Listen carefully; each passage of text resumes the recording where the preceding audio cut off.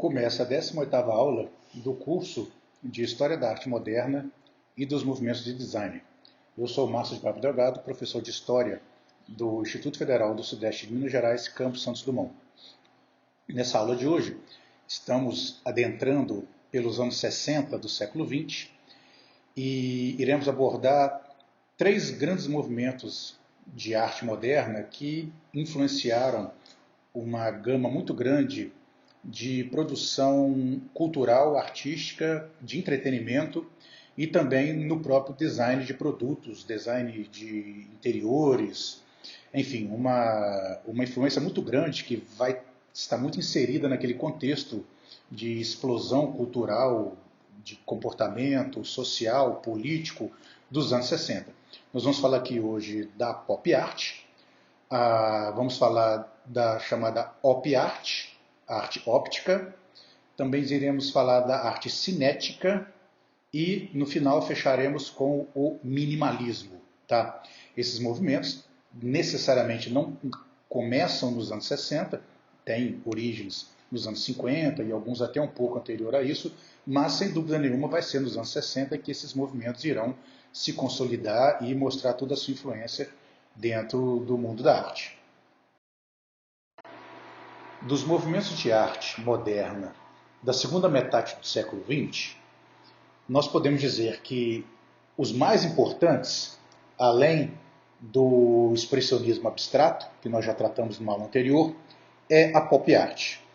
A pop art, ela tem esse nome não porque seja uma arte popular no sentido de uma arte produzida por comunidades através do costume, da tradição, próxima ao folclore e ao artesanato. Não é isso não, tá? Porque no Brasil, na língua portuguesa, quando a gente fala música popular, arte popular, nós estamos pensando em uma cultura produzida de maneira regional, de maneira que expresse a identidade de um grupo através da tradição, daquela cultura local.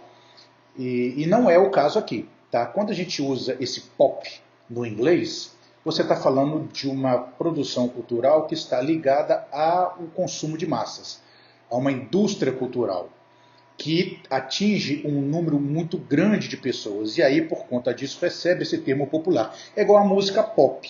Né? Música popular no Brasil é música sertaneja, música toada, tem o forró, tem o próprio samba, né? Mas que são músicas de grupos sociais que, né, vão conseguindo ter um sucesso maior, mas que tem uma origem em um determinado grupo social, de identidade separada de todo o resto.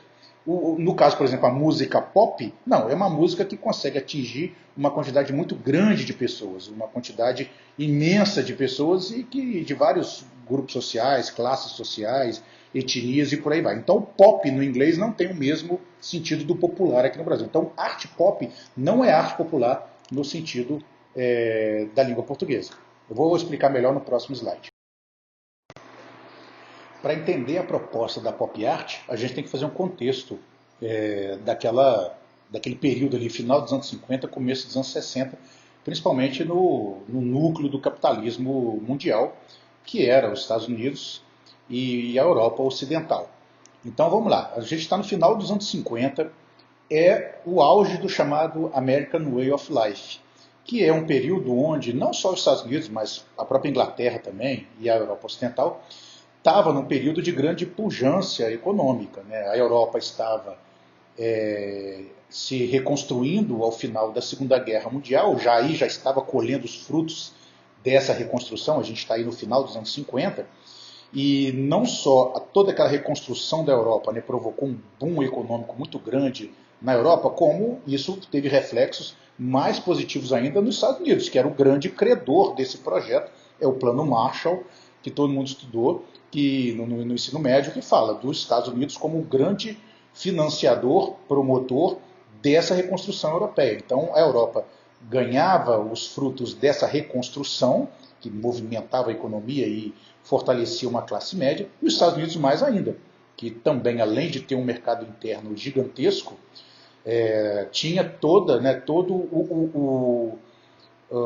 o benefício dessa reconstrução na Europa estava quase todo nos Estados Unidos, porque as grandes empresas, as grandes empreiteiras, né, a própria até parte do corpo técnico, né, vinha tudo dos Estados Unidos. Então, Europa Ocidental e Estados Unidos, nesse período final dos anos 50, começo dos anos 60, estavam num período de riqueza material absurda. Final do governo Eisenhower, né, nos Estados Unidos, mostra muito bem esse período. É um período onde a classe média está comprando carro, está comprando geladeira, está comprando televisão, está comprando fogões. E isso era relativamente novidade ainda, gente. Nós estamos ainda nos anos 50. Então, assim, todas aquelas as facilidades da vida doméstica, que hoje para a gente é relativamente comum, pelo menos para a maioria da classe média mundial, naquela época não era tão comum assim. E aonde que vai ter uma classe média que vai conseguir consumir isso de uma maneira bastante efetiva, de uma maneira bastante visível? É nos Estados Unidos e nessa Europa Ocidental. Então é um período de muito consumo, não só de produtos, mas também de serviços. E está nascendo também uma nova classe consumidora, né? Vou usar classe entre aspas aí, que na verdade não é uma classe social, mas é que é um novo grupo que até então não era consumidor e que está consumindo de maneira muito ávida, que são os jovens. Os jovens ali, os jovens adultos, né? Que consumiam muito mais do que os jovens de 15, 20, 30 anos atrás. E eu estou falando aqui da música, dos quadrinhos, do cinema, das roupas, né? E brinquedos, isso tudo conta muito, que isso movimenta muito e é um boom muito grande. Então a gente está nesse período de crescimento econômico, de muita riqueza, de muito consumo e, ao mesmo tempo, consumo nem sempre responsável, um consumo nem sempre sustentável. Então isso, obviamente, vai chegar no meio artístico. As pessoas vão começar a ver esse boom econômico e vão começar a questionar e a ver com um olhar crítico isso.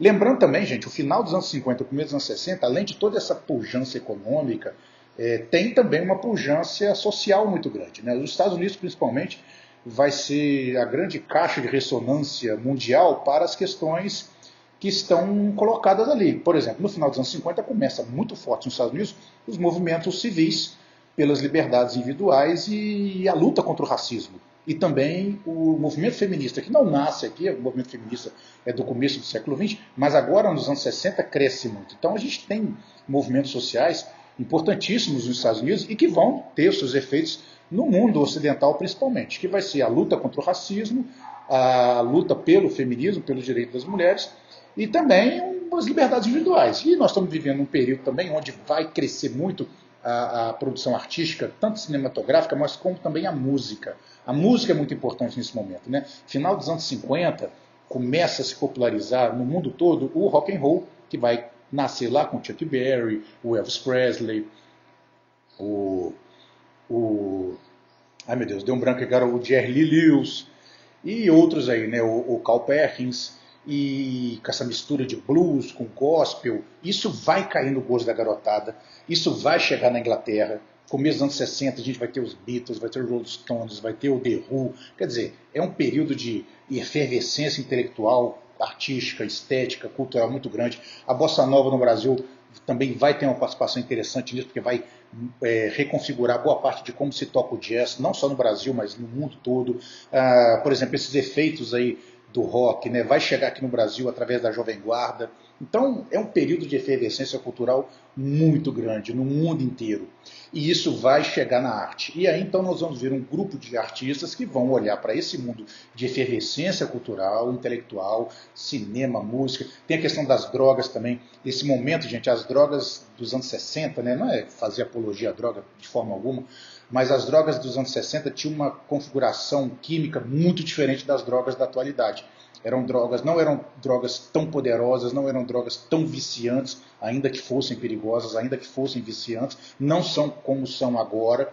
Então as pessoas tinham uso recreativo das drogas com muito mais facilidade do que esse uso do vício que destrói a pessoa que a gente tem nas últimas décadas. Então os artistas usavam essas drogas dessa época para uma expansão da mente, né? Uma expansão dessa veia artística, intelectual, para abrir as portas da percepção, como o pessoal lá do The Doors, né, do Jim Morrison, gostava de dizer. Então vai ter uma explosão estética o movimento hippie, o movimento paz e amor, o movimento flower power, né, o movimento pacifista também, que é um movimento importantíssimo, que não pode ser deixado de ser citado aqui. Então isso é tudo aí nesse período dos anos, final dos anos 50 e começo dos anos 60. A geração beatnik ali do final dos anos 50, que vai influenciar uma geração inteira de jornalistas, escritores, poetas. E aí chega nas artes plásticas. E aí o que esses caras vão fazer? Vão começar a pegar os ícones dessa arte, os símbolos, os ícones desse mundo de consumo, os ícones desse mundo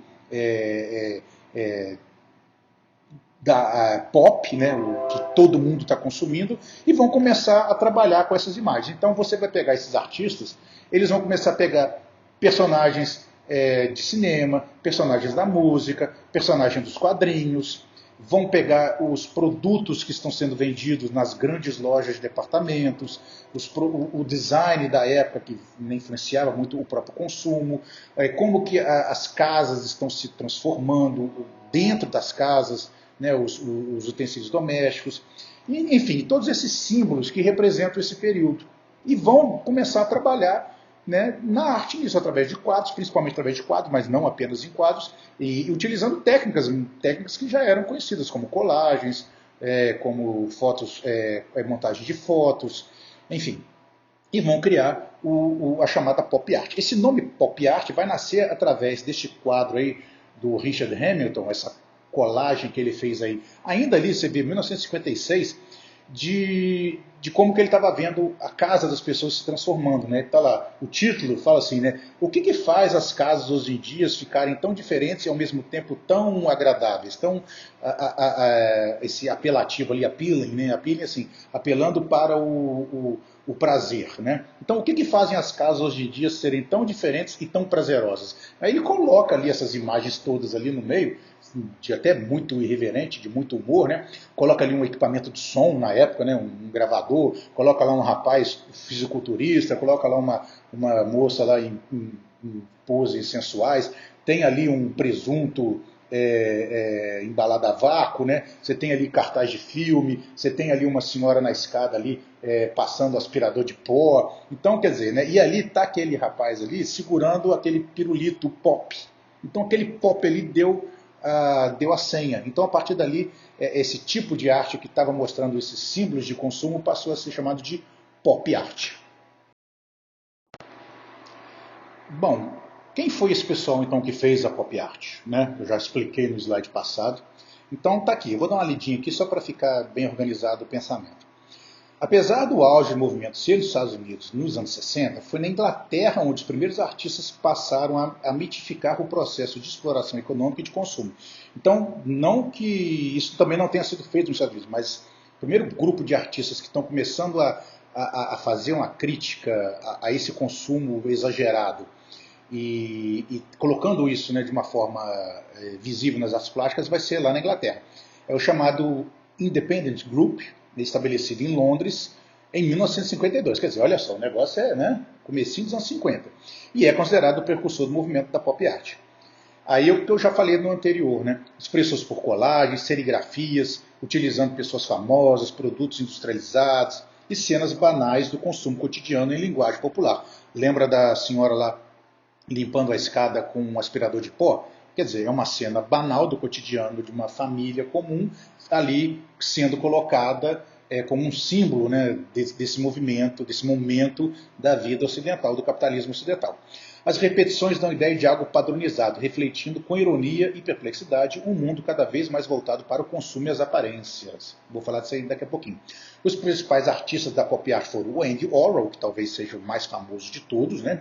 O Richard Hamilton, né, que eu citei no slide anterior, e aí a gente vai ver obras, né, do Peter Blake, o Annie Taibo, o Roy Lichtenstein, que é um dos meus preferidos, né? Vou falar daqui a pouquinho disso, o Jasper Jones, né? Tá aí repetido o Richard Hamilton, né? Vou apagar o nome dele aí, vai ficar no áudio, mas eu vou tirar o nome dele, e o Tom Welsman. Bom, tá aqui, vou falar rapidinho dessa daqui, né? Essa Campbell Soup, né? Essa sopa de tomate do Andy Warhol, de 1968. Isso está lá no MoMA, em Nova York. É um conjunto de imagens dessa sopa de tomate em repetição. É um painel enorme, é muito grande, né? É um barato, eu adoro isso, eu acho muito bacana. Eu até comprei um imã de geladeira dessa sopa, né? Tá guardada, né? Não tenho coragem de colocar na geladeira mais não, mas está guardadinho lá o meu imã de geladeira como lembrancinha do MoMA. E é aquela coisa, é a comida industrializada. Tá?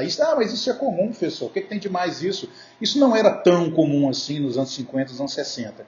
Então era assim, é comida que você já compra pronta, leva para casa, abre e come. É uma maneira completamente diferente de viver a vida, coisa que os nossos avós e bisavós não viveram isso, né? Comprar sopa enlatada, isso nem passava pela cabeça deles. E isso, principalmente nos países como os Estados Unidos, é uma coisa super comum. Tá? Aqui no Brasil a gente torce um pouco a cara para isso, mas nos Estados Unidos isso é muito mais comum do que a gente imagina. Ali embaixo tem 3 belíssimos exemplos da pop art bem famosos. Tem ali a garota com a fita no cabelo, do Roy Lichtenstein. Eu gosto tanto desse quadro que eu tenho ele na minha casa, na minha sala lá. Eu viro e mexo, eu falo dos quadros que eu tenho lá em casa, né? Essa daí é uma delas. Tem ali uma montagem de fotografia que o Andy Warhol fez da Marilyn Monroe.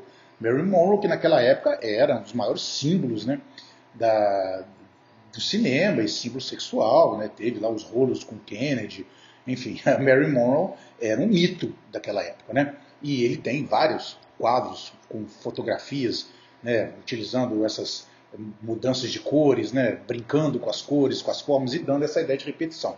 E ali tem muito bom também do Jasper Johns, né, um alvo, né, tá ali um alvo de tiro pintado, mas você repara ali, isso não é defeito, né, aquela tinta vermelha escorrendo ali, fazendo referência a sangue, né, a violência. Né, é muito interessante essa imagem. Vamos ver ali no próximo mais alguns exemplos de arte pop.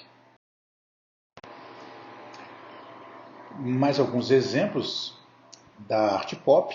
Coloquei ali no sentido horário, né, o Smoker, do Tom Walserman, e Natureza Morta, né, um do ladinho do outro ali. É muito bacana Natureza Morta ali, né, ele coloca lá também, né, tipo um tender, né? Você vê que é aquilo que a gente já compra pronto, tem a cerveja, tem a máquina fotográfica. A Coca-Cola, gente, a Coca-Cola vai aparecer o tempo inteiro, né? O próprio Andy Warhol ali embaixo vai adorar fazer, né, essas imagens com Coca-Cola, com cores, repetições, né, essas serigrafias, ele vai adorar fazer isso também. Temos ali um caso bacana ali de Eduardo Paolozzi, que tá ali um símbolo do cinema da época, né, o Kirk Douglas, né, os mais jovens talvez não conheçam o Kirk Douglas, o pai do Michael Douglas. Inclusive o Kirk Douglas faleceu esse ano, tinha mais de 100 anos, né, viveu muito, né, ele era um símbolo sexual na época, um grande ator, fez grandes filmes importantes na época, e está ali, ele ali, né, como se segurando um carro ali. Bom, tem outras imagens ali, né, que gostam de brincar com esses símbolos. Gosto muito também ali do Red Power do Peter Blake, né, que mostra um indígena norte-americano muito bacana, porque é o período lá do Black Power, né, do movimento negro, né, dos Panteras Negras também, da luta contra o racismo, né. Tem os grandes ícones lá, como o Malcolm X, que já tinha sido assassinado nessa época, em 72, o Martin Luther King, que também já tinha sido assassinado nessa época, né? As grandes lideranças sociais no mundo inteiro, vira e mexe, são assassinadas, né? Falando nisso, né, até hoje não sabemos quem matou a Marielle, né? Então, é bacana essa imagem aqui, falando do poder do índio, né, o poder indígena, o Red Power, muito bacana. Fiz questão de colocar aqui. E tem ali outros exemplos, eu gosto muito ali dos bolos, né, do Vine Taibo, né, é difícil pronunciar esses nomes, né. São vários bolos, ele gostava muito de representar essas imagens, essas naturezas mortas, e a técnica dele e os cenários dele lembram muito os quadros do Hopper, né, que nós vimos ali nas aulas anteriores, né? São muito bacanas, são muito contemplativos, né? Eu acho muito bonito esses bolos, né? É a beleza do cotidiano. O que é? Isso é uma vitrine de uma confeitaria, não tem nada demais, mas transforma isso, busca, né, essa beleza do cotidiano, do dia a dia, e destaca. Então eu acho isso muito interessante, fiz questão de colocar essa imagem também para representar essa pop art.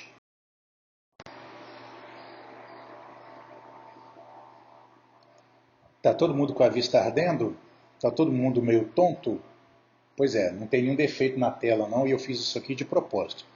Porque eu vou falar com vocês agora de dois movimentos que têm as suas origens lá na década de 20 e 30, mas que se configuraram mesmo para valer na sua influência global na segunda metade do século XX, mais ou menos ali também pelos anos 60. Tá? que vai ser a arte op, ou arte óptica, tá aí um belo exemplo da arte óptica, e a arte cinética, que tem a ver com movimento. Como eu falei, elas não nasceram aí nos anos 60, elas têm suas origens até antes da Segunda Guerra Mundial, mas vai ser agora aqui, junto com a pop art, que a arte op e a arte cinética vão se espalhar pelo mundo todo. Inclusive aqui no Brasil terão representantes bastante interessantes. Então vamos lá. Deixa eu explicar os dois, a diferença entre as duas, porque tem hora que confunde, tem hora que são as duas coisas ao mesmo tempo, a arte cinética e arte óptica, a op art, tem hora que é até difícil saber qual que é qual, porque as duas são muito parecidas. Então vamos lá, deixa eu ler aqui, que aí vai ficar bem fácil de entender. De maneira direta, a arte cinética é definida quando uma peça de arte plástica se move de maneira real. Então aquela peça que você está vendo, ela realmente está se movimentando. Quando esta parece se mover, geralmente através de ilusões de ótica, o termo usado é optical art, né, ou arte óptica, ou op art de maneira mais abreviada. Temos também aquelas obras que, a partir do movimento do espectador, muda de perspectiva e ganha ilusão de movimento.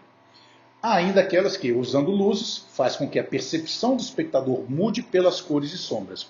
Essas formas de arte ganharam força a partir da década de 50 e 60, mas podemos encontrar suas primeiras experiências desde as primeiras décadas do século XX com o dadaísmo. Lembra da roda de bicicleta do Marcel Duchamp, que eu falei com vocês? Aquela roda que estava presa no banquinho? Ela rodava, né? Então quando o Marcel Duchamp ou qualquer outra pessoa botava aquela roda para girar, ela estava sendo uma arte cinética. E o construtivismo do Naul Gabo, que eu já falei, a gente já viu aqui em aulas passadas, como por exemplo aqui do lado, muito bacana, a chamada onda ereta, que é um fio de metal que, se movimentando de maneira bem acelerada na sua base, dá essa forma de ondas, né? Parece uma lâmina, mas na verdade não é uma lâmina, é um fio se movimentando em alta velocidade numa determinada frequência. Você vai mudando a velocidade, a forma vai mudando. Isso é um exemplo perfeito de arte cinética, e é de 1919.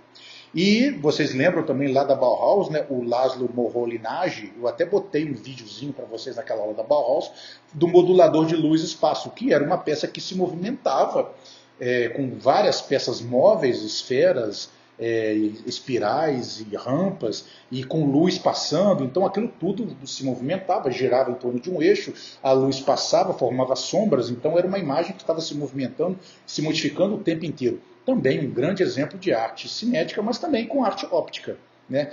E nos experimentos de Alexander Calder, como o Circo Calder, de 1926. O Calder, por exemplo, ele fez um circo, né? Algumas pessoas falavam o circo de pulgas, né?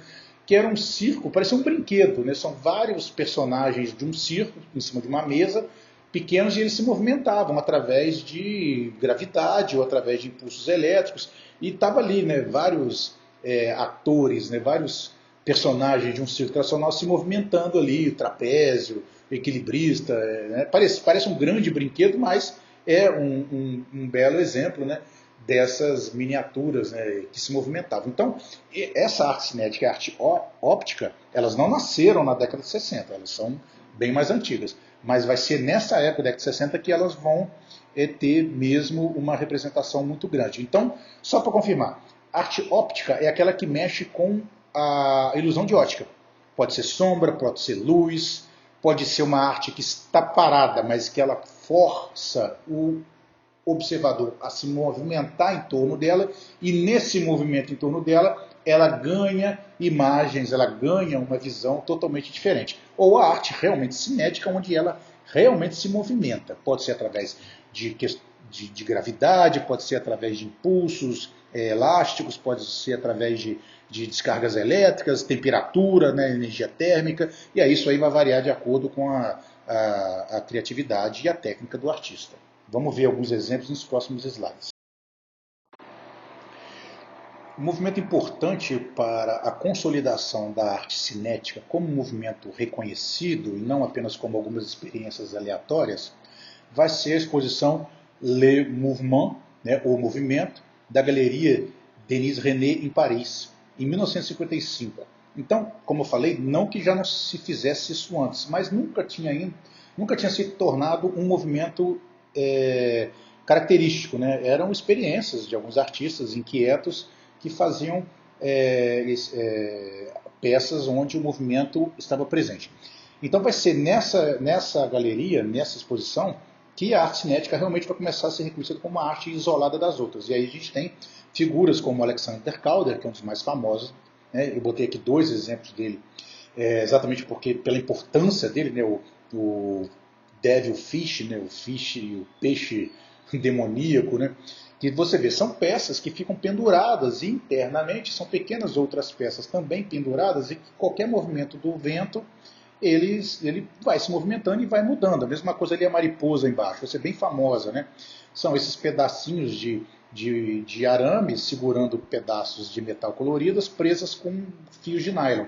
Também, qualquer movimentação do ambiente vai fazer com que essas peças se movimentem. E à medida que elas vão se movimentando, elas vão tomando formas diferentes, né? E, inclusive, muito delicada essa obra, muito bonita, né? Chega ali nos anos 60, né? Já, né, reconhecida. A gente tem ali, em 1961, essa mostra itinerante, Movimento na Arte, que teve 75 artistas, né? E aí realmente se populariza de vez isso daí. Dos nomes que eu esqueci de falar ali, né, dos nomes que participaram ali desses movimentos, estava ali o Victor Vassarelli, que vai ser um dos maiores nomes da arte da arte óptica, e tem também o Jesus Rafael Soto, que também é uma figura bastante representativa, né? Que a gente vai falar daqui a pouquinho ali. Enfim, tem muitos artistas, muitos brasileiros também participaram desses movimentos, tanto do Op Art como da arte cinética. A gente tem o Abraham Palatnik e o Ruben Ludolfi, que são 2 brasileiros que têm obras espalhadas pelo mundo aí, tá bom? Vamos seguindo aí que a gente vai, através dos exemplos, fica melhor a gente poder ver. É muito difícil selecionar as imagens da arte cinética, da pop art, porque são tantas e são tão legais e são tão interessantes e eu fico tentando pegar um pouquinho de cada um para todo mundo ser representado. Então, às vezes, eu acabo cometendo umas injustiças, mas vamos tentar aqui, né? Olha só, aquele objeto cinético do Ruben Ludolf, né? Ele, por exemplo, ele é muito mais um objeto óptico do que o cinético, propriamente dito, porque ali é o seguinte, ele está parado, e a ideia é do brasileiro, né? E a ideia é de que a luz passe por ele, e à medida que a luz vai passando, a percepção do espectador se mude com isso, né? É muito bonito, eu já vi uma montagem com várias peças dessas assim, uma do lado da outra, e dá um efeito visual incrível. As cores, né? Cada uma com uma cor diferente, é muito bacana. Tá lá a Marta Botto, o microcosmo, essas pedrinhas, essas bolinhas, né? Elas vão descendo e vão se movimentando, vão girando. Também tem toda uma característica aí dessa arte cinética. E aí, gente, tem ali o brasileiro, o Abraham Palatnik, né? Outro ali com as peças também que vão se movimentando, com os pesos e a gravidade. A questão da luz ali vai modificando de acordo com o ângulo e a intensidade da luz, e isso vai mudando as cores também. Então é uma obra que está sempre se movimentando. Tem ali o Paul Bury, ele é um cara muito famoso, fazia muitas esculturas assim em áreas abertas, que está ali as chamadas bolas espelhadas. À medida que a água vai passando ali naquela fonte, aquelas bolas vão se movimentando, vão girando e dá um efeito muito interessante. Isso está em Paris, se eu não me engano. E ele teve várias fontes assim, né, utilizando esferas, águas, e à medida que a água vai movimentando, vai passando, a escultura vai se movimentando. Tá? E tem outros exemplos ali, tem ali do Takis, né, muito bacana, esses campos magnéticos, que são arames com pedaços de metal ou o imã na ponta. E tem ali um imã, tá vendo ali um imã pendurado no meio ali.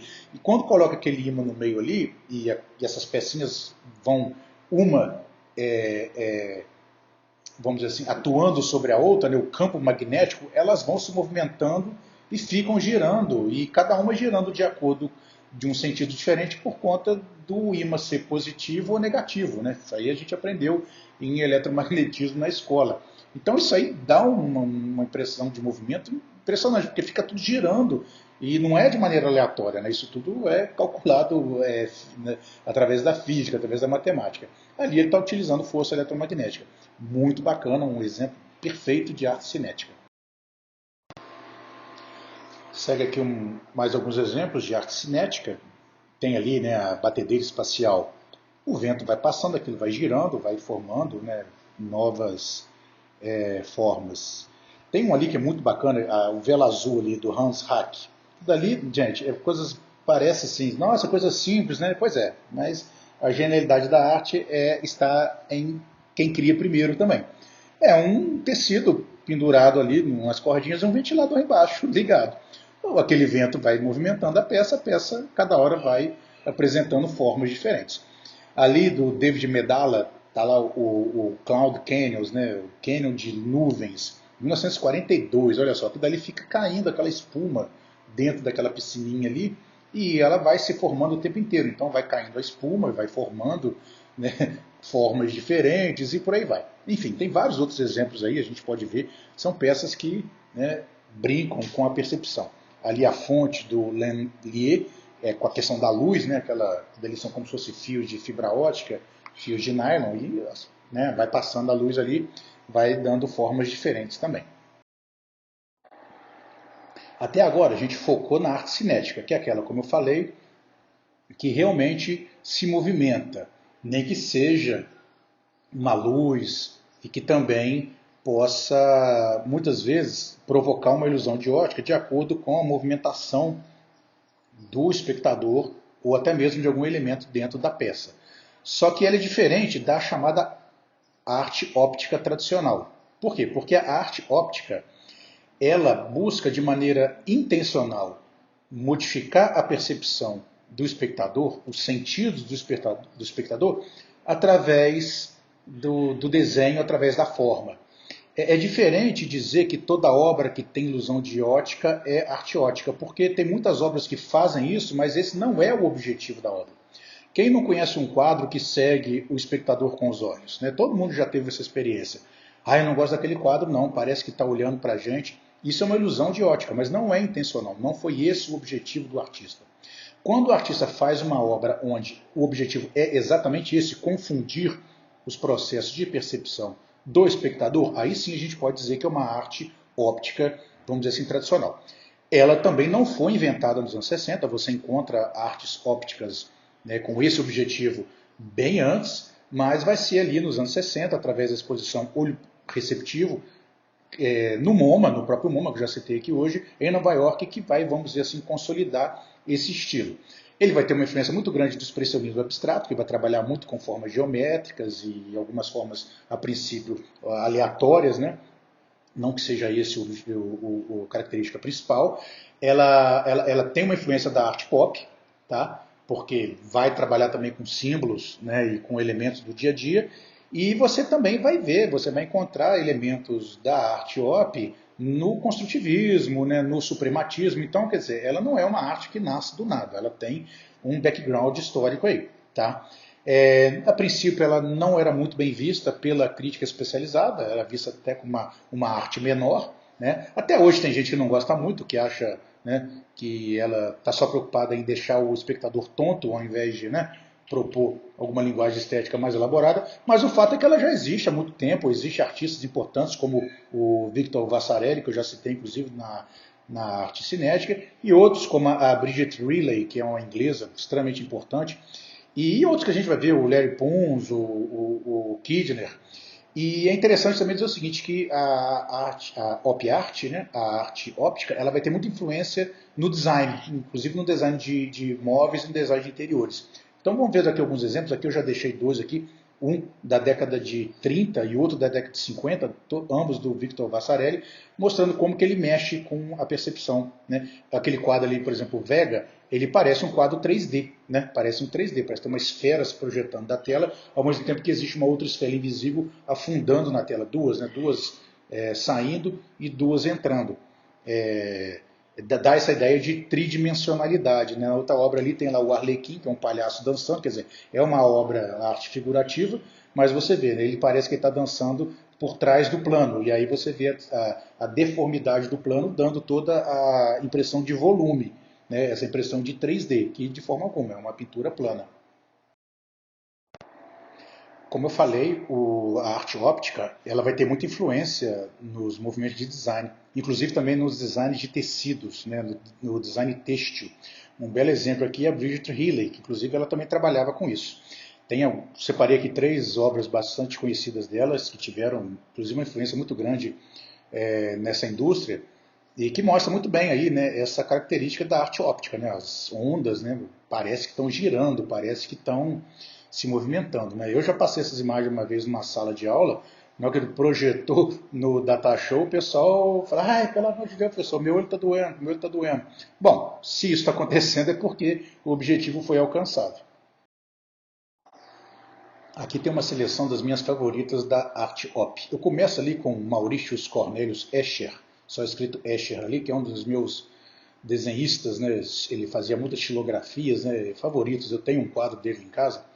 E essa ali é bem famosa, A Queda d'Água. Se você olhar atentamente aquela figura ali, você vai ver que ela é impossível. Olhando assim, falar, o que tem de mais ali? Tem um canal ali em cima de uma casa, tem 2 torres, tem uma cachoeira ali caindo, tem uma roda de moinho, tem nada demais.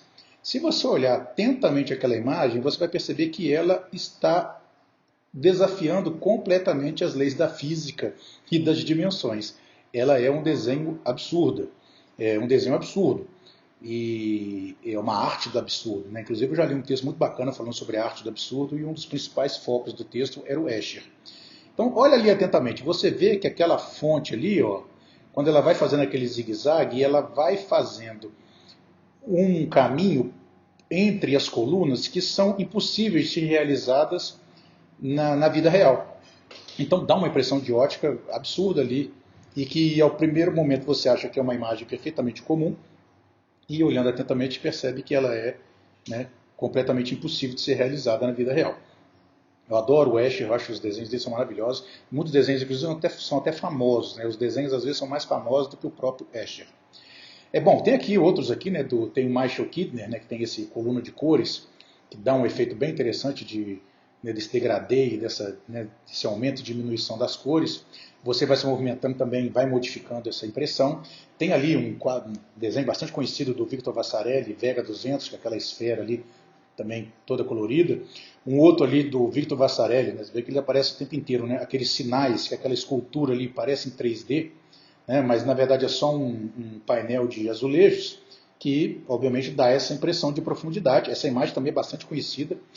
Tem essa aqui do Yaakov Agan, que é um artista de ascendência judia. Ele é fantástico, ele tem cada trabalhos impressionantes, tem muita obra cinética também. E esse quadro aí, por exemplo, ele está parado na tela, né? Ele está parado na parede. Você vai andando, ele é formado por vários triângulos coloridos, e cada triângulo, cada lado do triângulo tem uma cor e um desenho diferente. À medida que você vai andando, o quadro vai mudando completamente. É incrível. Se tiver curiosidade, coloca no YouTube aí, Yaakov Agan, vai aparecer reportagens com ele, entrevistas, né, mas vai aparecer imagens de algumas obras deles. É impressionante, é um dos artistas mais curiosos que eu conheço, assim, dessa arte cinética e arte óptica, e ele está vivo, né? Pelo menos até a última notícia que eu tive, ele está vivo. Bom, vamos lá.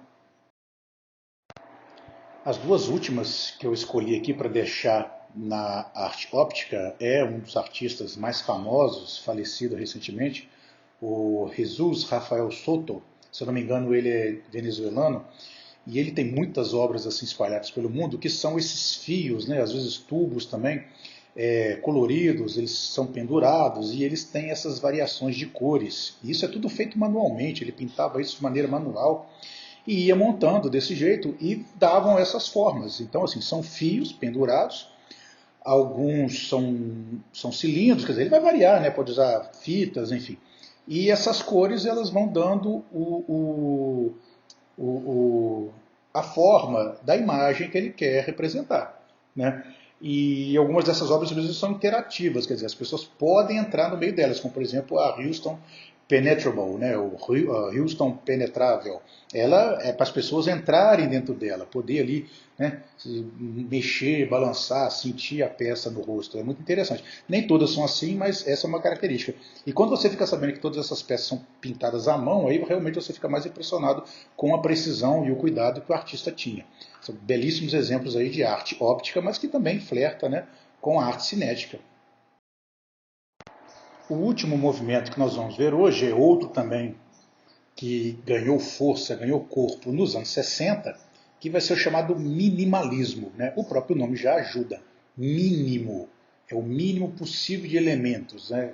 Não é à toa que eu escolhi essa imagem para abrir essa sessão. São molduras todas em branco, com pequenos detalhes de cores na parte interna das molduras. Dá um efeito, inclusive, estético. Eu particularmente acho um efeito estético muito bonito, muito interessante, que mesmo sem praticamente nada nessa peça, você ainda consegue ter uma impressão de 3D. Inclusive, gente, é importante que se diga isso, tem hora que o minimalismo vai parecer um pouco com a arte óptica, tá? Porque também vai dar um pouquinho de impressão visual, né? Como é? E fugiu a expressão aqui agora, uma ilusão de ótica. Não que seja esse o objetivo, né? Por isso que muitas vezes algumas obras minimalistas não são classificadas por pop art, porque não é exatamente esse o objetivo do artista. Mas, enfim, está aqui um belo exemplo, vamos falar um pouquinho dele, porque é um movimento muito importante também. Mais uma vez, a gente tem Nova York como o centro da arte mundial, assim como esteve no expressionismo abstrato, e esteve também lá na arte óptica. A gente vê aqui também no minimalismo, né? Nos anos 60, principalmente, vai ter uma proliferação muito grande de artistas e de exposições dessa nova geração, que vai acabar recebendo o nome de minimalismo exatamente porque, né, é a utilização mínima de elementos, né? Então, eles eram normalmente, né, baseados em formas geométricas simples, né, sem grande elaboração, poucas peças, quanto menos peças melhor, e com elementos visuais básicos, né, cores frias, utilizava também luzes, espelhos, e, inclusive parte da arte minimalista era tratada de maneira negativa porque era considerada uma arte muito fria, né, uma arte sem conteúdo artístico, porque ela não teria nada de muito diferente do artista. Elas lembravam muito até o ready-made do dadaísmo, né, que são peças prontas que o cara vai e coloca ali. Um belo exemplo está aqui, a equivalente 8 do Carl André, que é uma das obras mais polêmicas da história. Eu estava lendo um texto sobre ela. Quando o Tate Museum comprou essa peça lá no final dos anos 60, e comprou por uma quantia razoável, mas nada escandaloso, teve reportagens na época criticando que estavam gastando dinheiro dos impostos do contribuinte inglês para comprar um monte de tijolo. Isso aí é uma bela de uma porcaria, não tem nada demais, é um monte de tijolo empilhado. E na obra, e inclusive isso aí tem muito a ver com a questão de arte conceitual, que a gente vai falar disso depois, numa próxima aula, que aqui é o seguinte, aqui o importante aqui não é a peça em si, sim o conceito dela. Por quê? Eu estou enrolando? Não estou, não. Ele fez essa peça e junto com ela, esses são tijolos, é um número certo de tijolos, eu não lembro agora de cabeça quantos tijolos são, e ele diz o seguinte, que ele dá as instruções de como que eles devem ser colocados. Mas abre a possibilidade de você poder colocar esses tijolos da forma que você quiser. Então, essa que é a sacada, quer dizer, é a ideia do conceito, né? Ele fez uma obra de arte que é o seguinte, olha, eu quero que vocês montem ela assim, mas se você quiser montar ela de outro jeito, não tem problema. Então, é a interferência, né, do espectador, né, na obra de arte. Então, por isso que muitos autores colocam essa obra também, não apenas na arte minimalista, mas também na arte conceitual. Inclusive, eu mesmo, é uma arte conceitual, sem dúvida nenhuma. Então nós vamos ter vários artistas aí que vão trabalhar com essas imagens, né, com essas formas, e vão problematizar a natureza da arte, né? Muitas vezes, assim como o Marcel Duchamp problematizou a arte lá com o mictório, aqui você também vai começar a problematizar a arte utilizando essas imagens, essas peças cada vez mais simples e vendo até onde, testando até onde que é arte e até onde que não é. E abrindo esse debate. Uma coisa interessante também é que o minimalismo ele vai ter uma influência muito grande no design visual, no design de marcas, né? Hoje em dia, se você parar para olhar, praticamente todas as grandes logomarcas das maiores empresas do mundo são minimalistas. O que quer dizer? São imagens simples. Você pega, por exemplo, a logomarca do Google. É Google, escrito Google. Só vai mudando as cores da letra. Pega, por exemplo, a logomarca da Sony. Sony, está escrito Sony, com uma letra um pouco característica só dela. Qual que é a logomarca da Apple? É uma maçã mordida e um desenho monocromático. Já foi colorido lá nos anos 80, 90, agora, né, é uma maçã mordida, um desenho simples de uma maçã e acabou. A Microsoft é uma janelinha, né, com aquelas coresinhas. Então são logomarcas muito simples. Vai pensando aí. Shell, por exemplo, uma marca fortíssima, petrolífera, Shell, é uma concha amarela. Então, o minimalismo vai ter uma influência brutal, muito forte no design de produtos, no design de marcas e também no design de interiores de imobiliários também. Então, o minimalismo ele tem uma importância para além do próprio debate da arte, né? Ele vai entrar em outras esferas aí. Bom, tem alguns artistas como o Ad Reinhardt, que ele é considerado um grande artista do expressionismo abstrato. Mas como ele, né, teve uma obra bastante longa, né, e transitou por vários estilos, ele também aparece no minimalismo. E ali ele entra, né, chutando o pau da barraca com Ultimate Painting número 6, 1960, que é um quadro totalmente negro, né? Bom, abertas aí os debates. Inclusive, eu já vi esse quadro sendo colocado em vários outros estilos, né? Coloquei aqui no minimalismo porque ele também, vira e mexe, aparece citado como um artista minimalista. Tem ali um que eu gosto muito, do Ellsworth Kelly, que é o azul, verde, amarelo, laranja e vermelho, que é nada muito além daquilo ali mesmo. É uma faixa de cores, fazendo um ângulo, né, né, como se fosse um losango deitado, um trapézio deitado, e nada além disso. Eu acho que a composição estética desse tipo de quadro me agrada muito, eu gosto muito, sabe? Cores assim, apresentadas de uma maneira não muito tradicional. E parece, assim, olhando assim, parece que o quadro, que é um quadro que está em perspectiva, né? Que você tirou em ângulo. Não, ele é exatamente desse formato aí, tá? O outro ali, muito bacana ali, Dan Flavin, né? Que já faleceu, já um dos artistas muito influentes da arte minimalista, ele fazia muitas montagens, muitas instalações utilizando lâmpadas fluorescentes e utilizando lâmpadas coloridas. Né? A influência dele é muito grande. Você vê muitos outros artistas na atualidade fazendo esse tipo de jogos. Né? Teve artistas agora, por exemplo, o Paul McCartney lançou um disco recentemente com um quadro, com uma peça, o disco New, se eu não me engano é de 2014, um disco muito bom inclusive, do Paul McCartney, que parece uma obra feita pelo Dan Flavin. Não é, mas a influência está toda ali nele, né? Aquela banda Maroon 5 também lançou, se não me engano, o quinto disco também, utilizando uma instalação assim de lâmpadas também, só que aí no caso ao ar livre, né? Que lembra muito as obras do Dan Flavin, né? Então ele, né? Ele, inclusive aquela imagem ali, né? Aquela instalação ali, ela é sem título, né? Mas também muitas vezes aparece o título dizendo, né? Para minha querida cadela Ailey, né? Devia ser a cachorrinha que ele tinha, que ele fez em homenagem para ela. Devia ser um corredorzinho para a cachorrinha dele brincar. Bom, a gente nunca vai saber, eu pelo menos não sei. Se tem uma história um pouco mais explicada dessa peça aí, por favor, manda para mim. Um outro exemplo bacana, o minimalismo, tá, gente? Ele vai ter muita influência também na fotografia, tá? E tem um artista, né, o Hiroshi Sagimoto, que ele é um fotógrafo bastante badalado, bastante famoso, e ele trabalha muito com essas imagens muito simples e monocromáticas. Né? E já que eu estava citando o caso do Paul McCartney, que utilizou uma obra parecida com a do Dan Flavin na capa de um disco, aqui tem uma capa do disco U2, que é de 2009, né? Que é uma fotografia do Hiroshi. Também, né, fiz questão de colocar aí.